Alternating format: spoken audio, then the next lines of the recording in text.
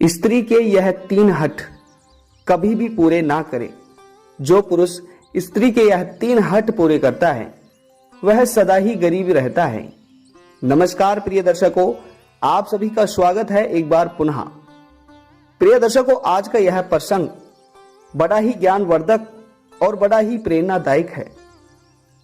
दर्शकों, आज के इस प्रसंग में हम सभी यह जानेंगे कि आखिर स्त्री के ऐसे कौन से 3 हठ है जिन्हें कभी भी पूर्ण नहीं करने चाहिए, और जो पुरुष स्त्री के यह 3 हठ पूरे करता है तो वह हमेशा ही गरीब रहता है। तो वह पुरुष माता लक्ष्मी को ना पाकर माता लक्ष्मी की बड़ी बहन लक्ष्मी को प्राप्त करता है और हमेशा ही गरीब रहता है। तो दर्शकों, आज का जो प्रसंग है ये वास्तव में बड़ा ही ज्ञानवर्धक है, इसलिए आज के इस प्रसंग को आप सभी पूरा जरूर सुनिएगा। तो दर्शकों, आइए जानते हैं एक छोटी सी कहानी के माध्यम से कि आखिर स्त्री के कौन से 3 हठ कभी भी एक पुरुष को पूर्ण नहीं करने चाहिए। प्रिय दर्शकों, अगर आप इस चैनल पर पहली बार आए हैं तो चैनल को सब्सक्राइब जरूर कर दीजिएगा, साथ ही बेल आइकन को प्रेस कर दीजिएगा ताकि हमारी आने वाली हर नई वीडियो का नोटिफिकेशन आप सभी को समय समय पर प्राप्त हो सके। दर्शकों, अगर हो सके तो आज के इस ज्ञानवर्धक और प्रेरणादायक प्रसंग को अपने मित्र बंधु तक अवश्य शेयर कर दीजिएगा ताकि और लोगों को भी इस ज्ञानवर्धक प्रसंग का लाभ प्राप्त हो सके। तो आइए जानते हैं कि आखिर स्त्रियों का ऐसा कौन से 3 हठ जो कभी भी एक पुरुष को पूरे नहीं करने चाहिए। तो दर्शकों, कई समय पहले की बात है, एक छोटे से गांव में एक रामानंद नाम का एक सेठ रहा करता था। दर्शकों, रामानंद सेठ के घर में उसकी पत्नी और वह स्वयं ही रहते थे। प्रिय दर्शकों, रामानंद सेठ के घर में संतान की प्राप्ति नहीं हुई थी, जिसकी वजह से रामानंद सेठ और उसकी पत्नी हमेशा ही उदास रहा करते थे।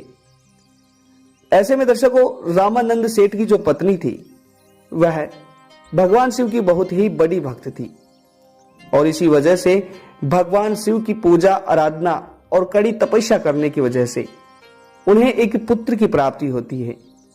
और रामानंद सेठ अपने घर में पुत्र को पाकर, अपने घर में संतान को पाकर बहुत खुश थे। उसके बाद में रामानंद सेठ ने अपने पुत्र का नाम राम रखा।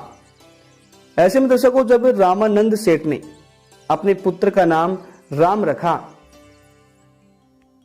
तो उसके बाद वो अपने पुत्र को बहुत प्यार से पालने लगा, और अपने पुत्र के थोड़े बड़े होने के बाद ही वह अपने पुत्र को एक उच्च शिक्षा ग्रहण करने के लिए अपने ही गांव में एक विद्यालय में भेजने लगा।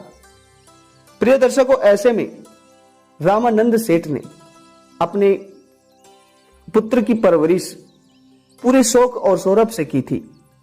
उसने अपने पुत्र के बचपने में किसी भी चीज की कमी नहीं होने दी, और देखते ही देखते रामानंद सेठ का जो पुत्र था वह अब खूब बड़ा हो चुका था।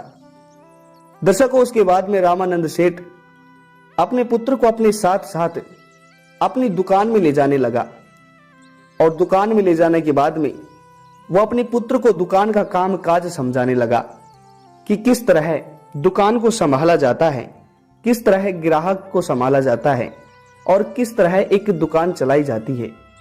इस तरह रामानंद सेठ कई दिनों तक अपने पुत्र को अपनी दुकान में ले जाने लगा। और दर्शकों, फिर रामानंद सेठ का पुत्र राम पूरी तरह दुकानदारी सीख चुका था। तो उसके बाद में रामानंद सेठ एक दिन जब अपने घर रहता है तो वह अपनी पत्नी से कहता है कि भाग्यवान, अब हमारा पुत्र बड़ा हो चुका है और हमारा पुत्र अब हर तरह की जिम्मेदारियों को संभाल सकता है, और अब ये जवान भी हो चुका है, तो हमें अब एक सुंदर सी कन्या देखकर इसका विवाह करना चाहिए। दर्शकों, उसके बाद में रामानंद सेठ अपने बेटे को, अपने पुत्र को अपनी दुकान पर भेजने लगा और खुद अपने बेटे के लिए एक सुंदर कन्या को ढूंढने लगा। दर्शकों, उसके बाद में कई दिनों तक अलग अलग राज्यों में, अलग अलग नगरों में, अलग अलग गांवों में घूमने के बाद में रामानंद सेठ को अपने पुत्र के लिए, अपने पुत्र राम के लिए एक अच्छा सा रिश्ता मिल जाता है और रामानंद सेठ अच्छा सा मुहूर्त देखकर अपने पुत्र राम का विवाह कर देता है। दर्शकों, विवाह करने के बाद में रामानंद सेठ अपने घर में अपनी बहू को ले आता है, अपनी पुत्र वधू को ले आता है। पुत्र वधू को घर लाने के बाद में वे अपनी पुत्र वधू का खूब अच्छा स्वागत करते हैं। दर्शकों, उसके बाद में घर में पुत्र वधू आने के बाद में खूब घर में खुशहाली रहने लगी।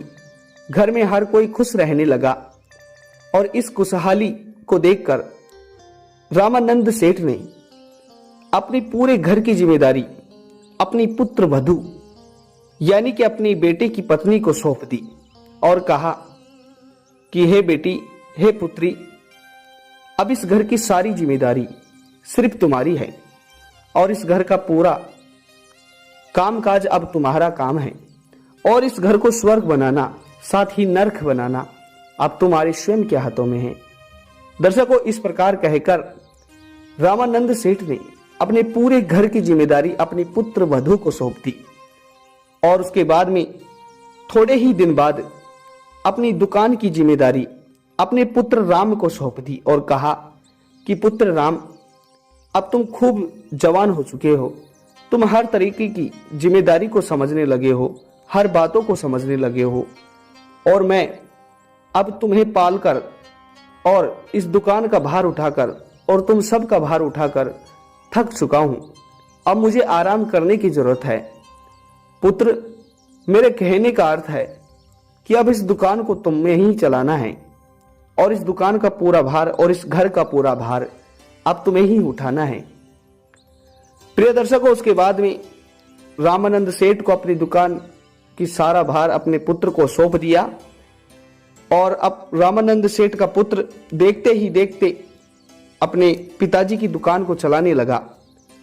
परंतु प्रिय दर्शकों, जब कई दिनों बाद रामानंद सेठ, कई वर्षों बाद रामानंद सेठ और उसकी पत्नी पूरी तरह वृद्ध हो जाते हैं, तो वृद्ध होने के बाद में वे तो अपने घर रहते हैं, परंतु दर्शकों, जब वृद्ध होने के बाद में उनकी पानी पीने तक की स्थिति नहीं रही तो वे लोग बहुत परेशान थे, क्योंकि ज्यादा वृद्ध होने के कारण उनसे पैरों से चला नहीं जा रहा था और उनके शरीर में इतनी क्षमता नहीं थी कि वे स्वयं चलकर पानी को पी सके। और इसलिए जब रात का समय होता था तो रामानंद सेठ और उसकी पत्नी पानी मांगते, पानी के लिए जोर जोर से आवाज लगाते और फिर उसके बाद में अब उनकी पुत्र वधू राम की पत्नी आती और उन दोनों को पानी पिलाती। प्रिय दर्शकों, इस तरह कई महीनों तक चलता रहा और एक दिन ऐसा आया जब उनकी बहू, उनकी पुत्र वधू उनसे परेशान हो गई और जब उन्होंने पानी के लिए आवाज लगाई तो उनकी पुत्र वधू उनकी आवाज सुनकर भी नहीं आई, क्योंकि वह परेशान हो चुकी थी और उनकी पुत्र वधू सोचने लगी थी कि ये दोनों बुड्ढा और बुड्ढी हमें रोज परेशान करते हैं, ठीक से सोने भी नहीं देते हैं, सारा दिन घर का काम करवाते हैं। तो दर्शकों, इस तरह वे उनके बुढ़ापे से परेशान थे और दर्शकों, किसी ने सच ही कहा है कि बुढ़ापा बहुत कड़वा सत्य होता है। बुढ़ापे में एक माता और पिता के ऊपर अपनी संतान का भार लदा हुआ होता है और बुढ़ापे का समय, एक इंसान का बुढ़ापे का समय एक गधे के समान होता है। दर्शकों, इसी ही तरह अब रामानंद सेठ की जो पुत्र वधू थी वो उनसे पूरी तरह परेशान हो चुकी थी। उसके बाद में रामानंद सेठ की पुत्री, उसकी पुत्र वधू अपने पति से, राम से कहती है कि पिया, मैं तुम्हारे माता और पिता से बहुत परेशान हूं।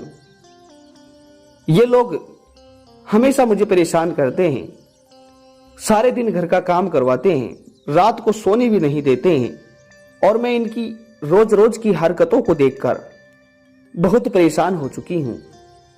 पिया जी, इसलिए अब हम शहर जाएंगे और शहर जाकर ही रहेंगे।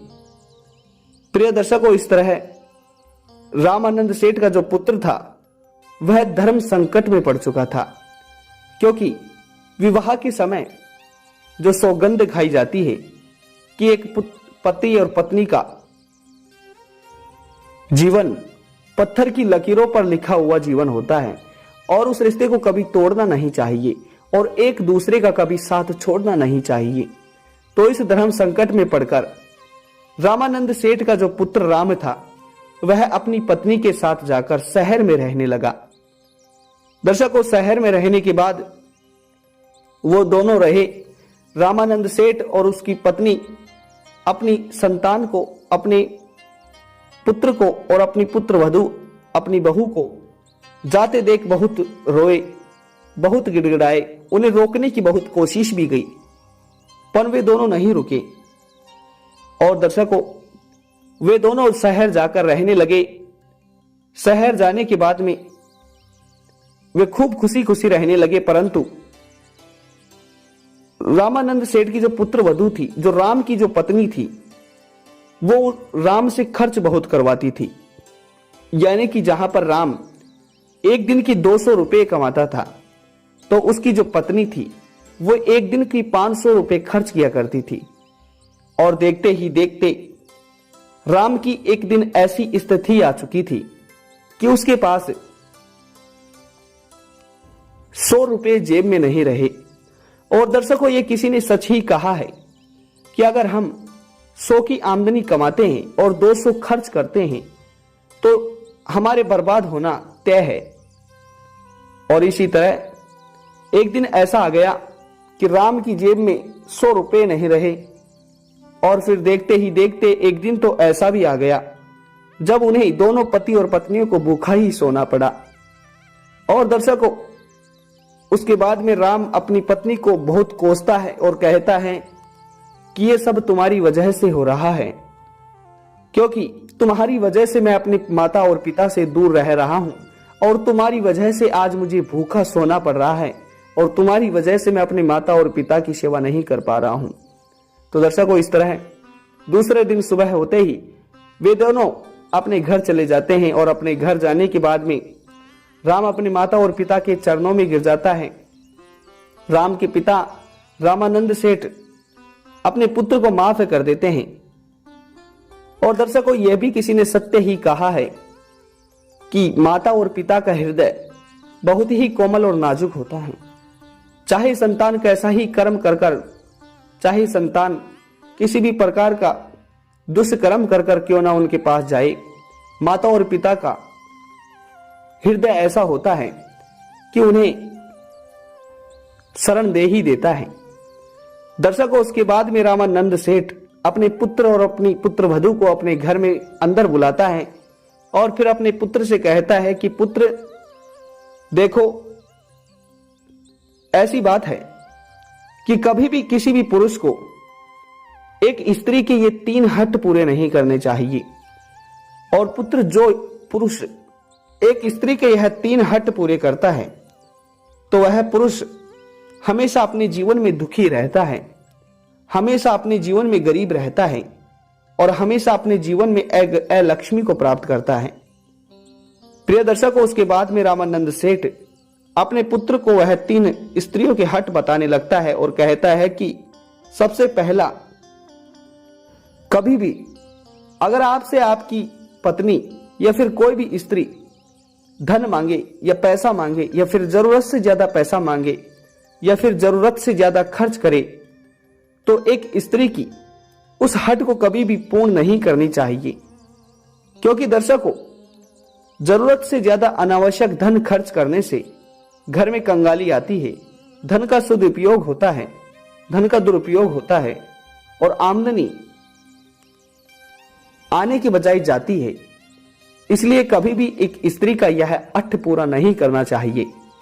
दूसरा हठ है, अगर कोई स्त्री आपको यह कहे कि हम हमारे पड़ोसी के घर जाकर बैठे, तो दर्शकों इस हठ को कभी भी पूर्ण नहीं करना चाहिए। और जो स्त्री अपने घर को छोड़कर पड़ोसी के घर जाकर बार बार बैठती हो, तो वह घर कभी भी संपन्न नहीं हो सकता है, वह घर कभी भी सुखी नहीं रह सकता है। क्योंकि दर्शकों यह किसी ने सत्य ही कहा है कि हमारे सबसे बड़े दुश्मन हमारे पड़ोसी ही होते हैं। अगर आपकी स्त्री अपने पड़ोसियों के घर जाकर बार बार बैठती है, तो वह आपकी घर की हर बात को आपके पड़ोसियों को बताती है, जिसकी वजह से आपके घर का मान और सम्मान कम होता है और वह लोग आपकी विशेष गलतियों को सुनकर आपके बारे में भड़का देती हैं। इसलिए कभी भी एक स्त्री का यह हठ पूरा नहीं करना चाहिए। प्रिय दर्शकों, उसके बाद में तीसरी हठ है, जो स्त्री अपने घर से, अपने परिवार से दूर रहने की हठ करे और कहे कि नहीं हम दूर जाकर रहेंगे या फिर इनसे अलग रहेंगे, तो स्त्री का यह हठ कभी पूर्ण नहीं करना चाहिए। क्योंकि दर्शकों कहा जाता है कि इंसान का अगर जन्म होता है तो उसका मरण भी होता है, और पड़ोसी और हमारा परिवार, हमारा कुटल, हमारा कुल वही होता है जो हमें शमशान घाट तक ले जाता है। इसलिए कभी भी पड़ोसियों से और परिवार से, साथ ही अपने कुल से, अपने कुटुंब से दूर नहीं रहना चाहिए और स्त्रियों का यह हठ कभी भी पूर्ण नहीं करना चाहिए। तो दर्शकों, इस तरह एक स्त्री के यह 3 हठ कभी भी पूर्ण नहीं करने चाहिए, और जो पूर्ण करता है वह सदा ही गरीब रहता है। तो दर्शकों, उम्मीद करते हैं कि आप सभी को यह प्रसंग पसंद आया होगा। प्रसंग कैसा लगा कमेंट सेक्शन के माध्यम से अवश्य बताइएगा। तो दर्शकों, मिलते हैं अगली वीडियो में, तब तक अपना ख्याल रखिएगा। धन्यवाद।